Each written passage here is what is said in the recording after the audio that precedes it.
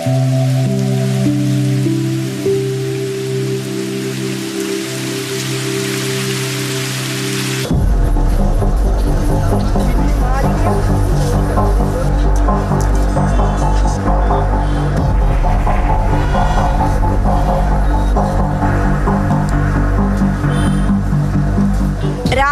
എങ്ങനെയൊക്കെ വൃത്തിയാക്കിയാലും വൈകിട്ട് കടകൾ തുറന്നു കഴിഞ്ഞാൽ പിന്നെ ഇങ്ങനെയാണ്.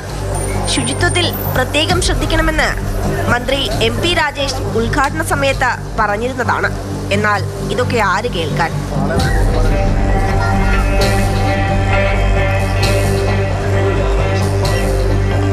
ആദ്യം വന്നവർ അശ്രദ്ധ കാരണം വലിച്ചെറിഞ്ഞ മാലിന്യത്തിനിടയിലിരുന്നാണ് പിന്നാലെ വരുന്നവർ ആഹാരം കഴിക്കുന്നത്. ഇരിപ്പിടങ്ങളിലും ചെടികൾക്കിടയിലുമൊക്കെ മാലിന്യം കൊണ്ട് തള്ളുകയാണ് ജനങ്ങൾ. ഡെയിലി തന്നെ ഇവിടുത്തെ അവസ്ഥ.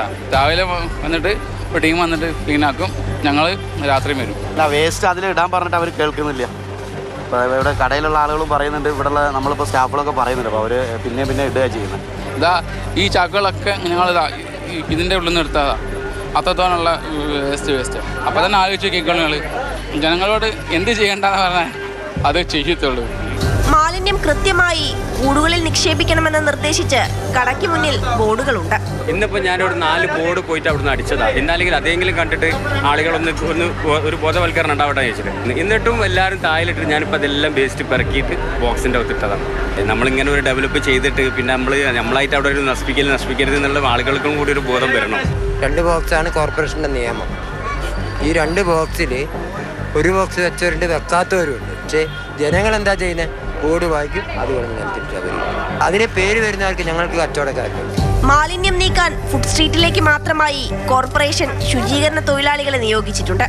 എന്നാൽ വൃത്തിയാക്കി ഒന്ന് തിരിഞ്ഞു നോക്കുമ്പോഴേക്കും പിന്നെയും ഭക്ഷണാവശിഷ്ടങ്ങൾ കൊണ്ടിടും. ഫുഡ് സ്ട്രീറ്റ് വന്നതോടെ ബീച്ചിലെ മൊത്തം മാലിന്യത്തിന്റെ അളവ് കൂടിയെന്നും ഇത് തങ്ങൾക്കെടുക്കാൻ കഴിയുന്നതിനേക്കാൾ കൂടുതലാണെന്നും ബീച്ചിലെ ശുചീകരണ തൊഴിലാളികൾ പറയുന്നു. മൊത്തം വേസ്റ്റാണ്. മറ്റത് കടയുടെ ചുറ്റൊക്കെ ഉണ്ടാവുകയുള്ളൂ, എന്നാലും കുറവായിരുന്നു. ഇതിപ്പോൾ ഇതിൻ്റെ ഉദ്ഘാടനം കഴിഞ്ഞതിന് ശേഷം നമുക്ക് എടുക്കാൻ പറ്റുന്നതിനേക്കാളും കൂടുതൽ വേസ്റ്റ്. കുറച്ച് നേരം കഴിഞ്ഞ് ഞങ്ങൾ ഫുള്ള് വൃത്തിയാക്കി പോകുന്ന ഒരു ഏരിയയാണിത്.